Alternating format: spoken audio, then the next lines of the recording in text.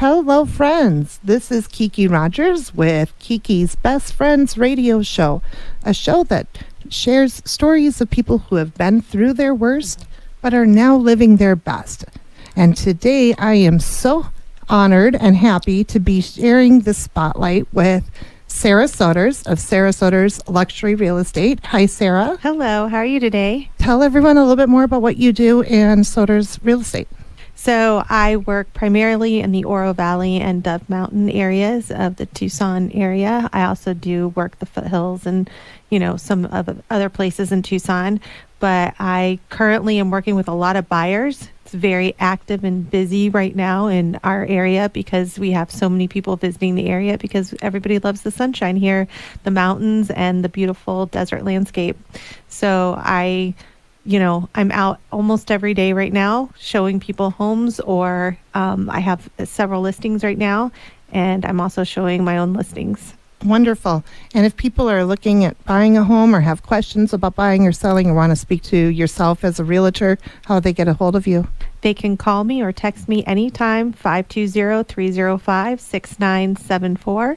Well, that's great. And we have you here as my co-host and our sponsor of our show. And we appreciate all of our sponsors. And we also have a guest with us. Candice Eaton is here, and she's here to share her story.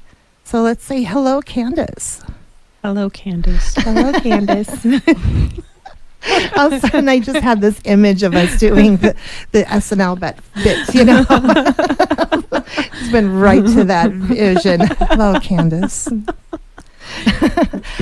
Welcome very much to Kiki's Best Friends show. And you are one of my best friends here in Tucson, one of my first friends here in Tucson. Aww. When I moved here 2 years ago. And I'm just so glad to have you. I am glad to have you as a friend. I'm glad that we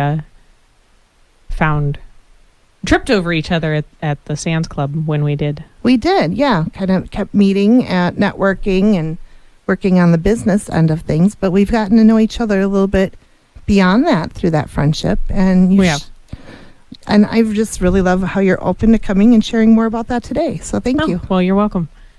So Candice is here, and we are going to talk about kind of a tough subject I think a lot of people out there are struggling with, and or have struggled with. Yes. I know I have myself. Yes. And we're going to talk about depression. Because isn't that fun, guys? Fun. Yay! Happy times. But it is a reality. It is something that I think affects a lot of us, if not most of us. And you were sharing with me that's something that you've faced yourself. Is that right, Candice? It is. I've struggled with it since pretty much high school. Mm-hmm. How did you kind of come to realize that it was something more than just blues or feeling sad? Probably when it reached a point where it was just so intense that there was self-harm involved. Okay. And so self-harm was one of the symptoms of your depression. Mm-hmm. Were there any others that you were recognizing in your life?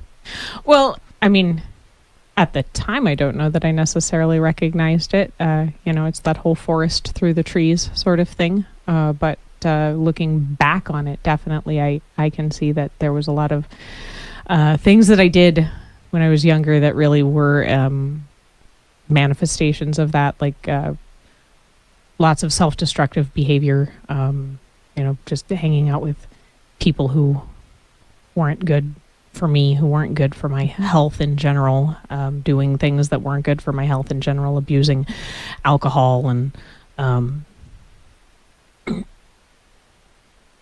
just not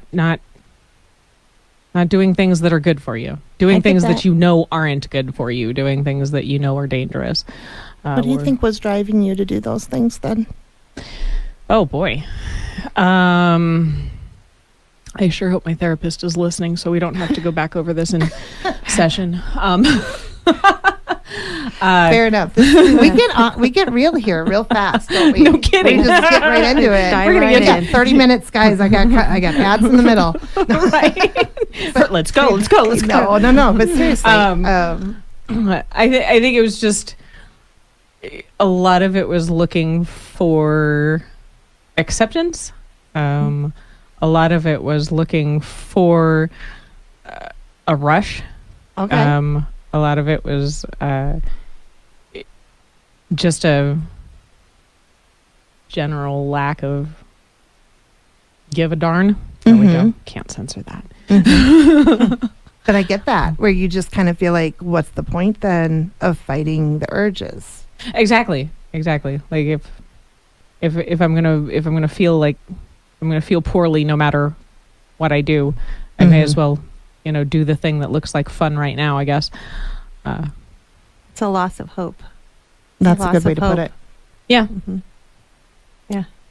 That lack of hope. That where do I go from here? Is there a way to go from here? Right. And that's what I always call that worst moment. Yes. And why I love sharing our worst to best stories is because when you're in that moment, you do feel stuck, I think. Yeah. Did you feel that way? I did. I felt like there was, the more you do dumb things, the more you get into a spot where you're like, well, I've already, it's sunk cost. Okay. Well, I've already done this. I'm already here. This is how I see myself, and this is how other people see me, and there's no way to unwind that.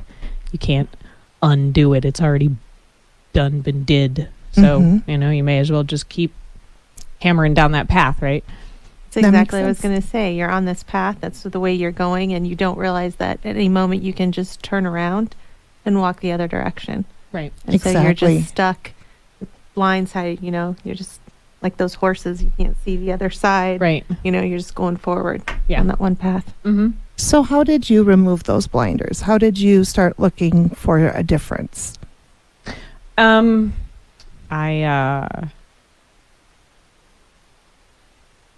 realized that it was only going to keep getting worse, and that, I actually had lost a friend a few years prior to his depression. And something someone had said to me clicked in my head one day. They were like, like from a long time ago, that someone had said, oh my gosh, you guys are like the same person. Right. And I was like, wow, well, that could become, surprisingly relevant real quick. So I sought out a therapist, and they immediately medicated me. Okay. Were you resistant to that at first, or were you open to anything they suggested? I was at a point where I had two choices. I could continue to be resistant, and it was going to end really very badly, or I had to do the thing. And just walking into a therapist office at that point was pretty much that was the activation energy required to get me to, like, here I'm here. Everything else I'm doing clearly isn't working. So sure, tell me what to do. That makes perfect sense. And how long ago was that in your life? That was in like 2012, I think. So a little over 10 years, about 12 years ago. Mm-hmm. And you walked in that therapist's office, but you had mentioned, and I think this is really important for us to kind of pause on, is that moment where you just really do feel like, if I don't do something differently, can I continue to survive this? Mm-hmm. And I'm sorry for the loss of your friend. I that touches my heart, because I lost my cousin Brian in 2015 to suicide. And we used to be like a pack of us, all of us cousins were like, we were the chain breakers, we were the ones who were stopping the patterns of our parents, that, and and those generational abuse stories. Right. And then to lose him, I felt very vulnerable. Right. Because together we felt so strong, like we could break those chains. But now knowing that he was vulnerable made me realize that I was too. I do want to speak out there for those who are listening. If you are in that moment right now where you feel like, I don't know where to go from here, or I'm considering or contemplating or have these uncontrollable thoughts about suicide or depression, I want you to please reach out for help. there is a suicide and crisis lifeline that you can call on your phone at just call on 988. You can just dial those 3 numbers, and that'll get you in touch with the suicide and crisis lifeline. Or you can text a message to 988 for help. And there's also the crisis text line of 741-741. Text home to 741-741. Or do as Candice did and reach out and find a therapist or someone that wants to help you. There's a lot of resources out there. We're going to talk more about those when we come back after the break. But as we go into break, I want to thank you, Candice, for being here. And thank you, Sarah, as well. I'm glad to have you both here. Sarah Sowders is with Sarah Sowders Real Estate. And am I saying your last name correctly? It's Sowders. Sowders. It's I wasn't Minnesota. No, you. please do. Please do. It's your accent. The It's Minnesotan in me. Forgive me. It's Sowders. Sowders. Sarah Sowders Real Estate. And also thank you to Fork and Fire for their trivia night on Sunday nights from 6 to 8 p.m. We're going to go into the break and hear some more from our sponsors. But when we come back, Candice will share a little bit more about how that journey in starting therapy and medication got her to where she is today, now living her best life. This is Kiki Rogers with Kiki's Best Friends radio show. Welcome back. Welcome back, friends, to Kiki's Best Friends radio show, a show that shares stories of people who have been through their worst and are now living their best, and how they got through it, and what you can do if you are feeling like you are at your worst. And reaching out for help is number one. And that we have Candice Eaton here with, and Candice is a photographer, right? Yes. Eaton Photography for those who are looking for photography services. She's an excellent photographer. She really Well, thank you, both of you. Yep, she did some photos for me, both for the show and for my book that'll be coming out. So I'm excited about that. Mm-hmm. And we're here with Sarah Sowders. Think like cow. Sowders. You got it. All righty. I like that, cow. That helps. Yes. This is my Minnesota. Candice teases me all the time about saying, bag for B-A-G. That's bag in Minnesota. How do y'all say here? Bag. I hear bog. The first time she asked me for can you hand me that bag? The what? The what? What are you talking about? The thing you put stuff in. Got it. The bag. Mm-hmm. Well, Candice, you actually, speaking of bag and bagging, you're probably thinking of dogs, because by day she's a photographer and specializing in pet photography. And you have done some really amazing work recently with, you've been doing this for years, but with PAC. Yes. Right? Yes, Friends of PAC. Friends of PAC, and they have you photographing their dogs for a fundraiser calendar, correct? Yes. So it's not necessarily PAC dogs that I photograph. It's dogs that get entered into the calendar contest. And this year the calendar raised $45,000 for Friends of PAC. That is really cool. Yeah, it's amazing. Yeah. It really is. It's a lot of fun. And that's something, if you know a nonprofit that's looking to, use a calendar or other resources that Candice has for fundraising or for branding, she's a great resource for all of that. If someone was interested in reaching out to you after this, how would they get a hold of you, Candice? They can reach me via my website at ceatonphotography.com or just give me a call at 602-456-5384. Oh, that's amazing. And the reason why I bring up her amazing accomplishments is because she was just sharing with us before the break how she had a point about 10 to 12 years ago in her life where she was really struggling with depression and kind of had decided enough is enough after losing a close friend, and walked in the doors to therapy. How was that experience for you? It was new. It was scary. It was the first time in my life I had ever been to counseling or therapy or, anything of the like. So, talking about things and feelings and was, it wasn't what we were trained to do as I was growing up. So to walk into a stranger's office and share deep, dark secrets was overwhelming. I can see that. That would be hard, especially if you're not used to that environment. Right. So how did you find your first therapist? How did you seek them out? I went actually to Campus Health. It was when I was doing my master's program at the U of A, and I needed somewhere to go. And as a master's student, I got health care through Campus Health, and so I just marched in and told them what was going on, and took the first person they plopped me down in front of. Oh, that's great. Did you have to wait any for that therapist, or were you able to get in fairly soon? I was able to get in pretty quickly, especially considering I was in crisis at the time. So they take that pretty seriously. Yeah, but it does take a lot of strength to advocate for yourself and say, this is something that I need. Mm-hmm. Yeah. And It does. Sometimes we don't feel like we have that strength within us. How would you say you would talk to someone who maybe said, well, I want to, but I don't know how, or I don't know where I can get that strength? It's the same thing I say to anybody thinking about doing anything hard. You do it scared. You just do it. You don't get the courage and then do the scary thing. You have to do the scary thing to get the courage. That's awesome. You have to do the scary thing to get the courage. You don't get the courage to do the scary thing. That's really smart.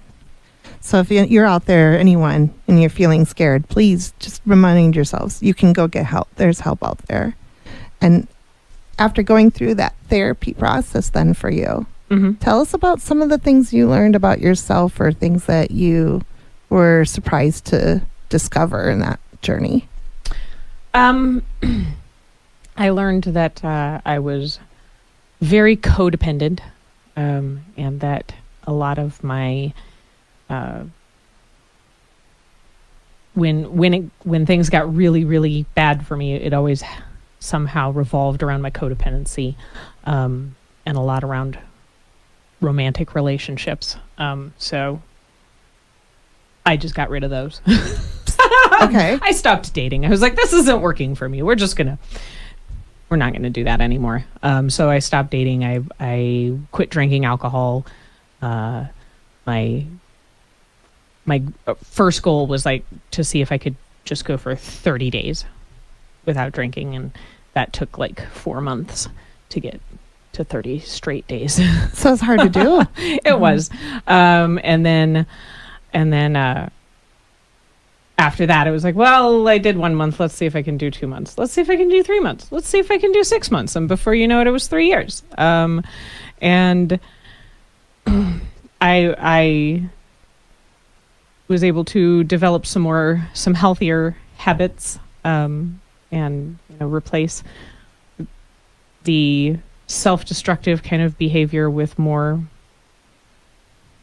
like beneficial behavior. Developing like actual real hobbies that didn't involve going to the bar and drinking every night. That's where I picked up photography, when I picked up a camera.